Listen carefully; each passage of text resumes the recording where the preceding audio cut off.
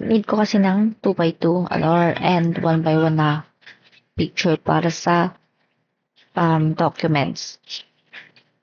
So, isasabay ko na rin magturo ng Photoshop. So, open natin itong Photoshop. Click File. Click New. And then, punta tayo dito sa inches. Then, yung width at height dapat parehong 2x2. So, ang resolution is 300 and up. Color mode is CMYK color. So, lagyan lang natin ng title niya as 2x2. So, create. And then, click open. Yung picture na ilalagay. Then, ito yung picture na ilalagay ko. Grab lang natin siya. Click natin dito sa 2x2 natin. So,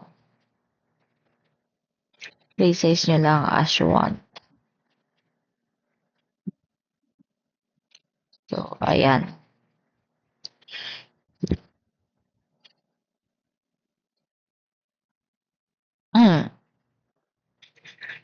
Ayan, okay na yan. Click check. So, makita nyo is nandito pa itong mga to, diba?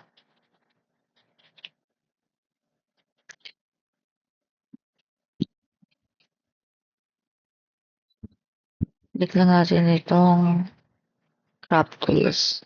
Ayan. Crop na yan.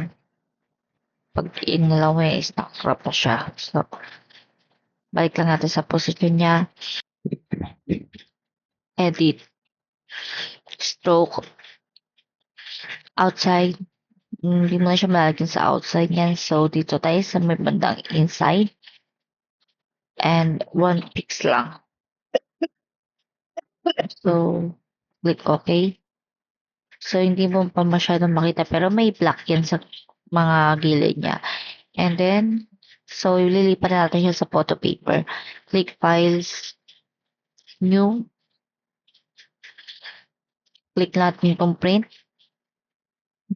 Check nyo lang yung size ng pagpiprintan nyo. So, madalas kasi is A4. So, kikil ko yung A4. Color mode is ililipat ko sa CMYK. At gusto ko naka-inches siya. So, ayan. Photo. ID. Van. So, click create.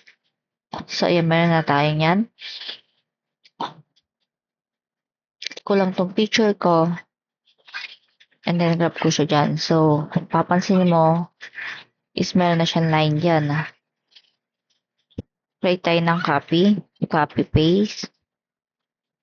Drag natin dyan. Zoom in.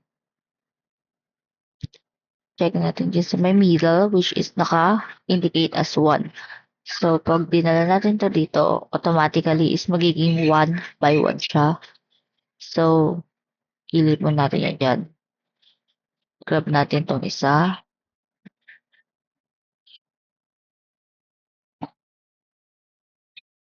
Copy paste. Then, copy paste.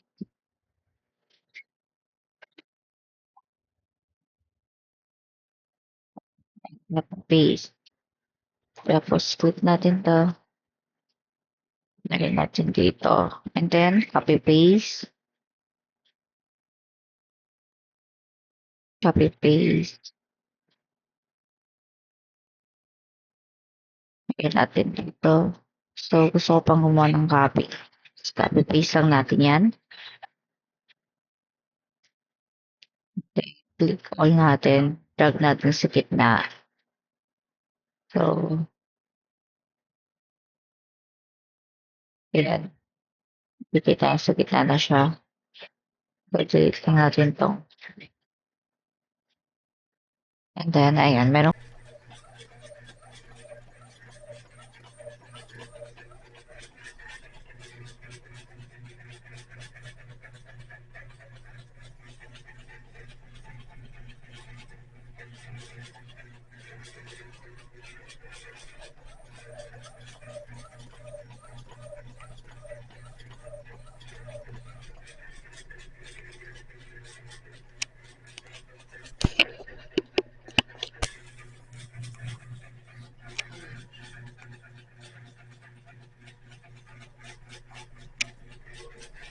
na rin.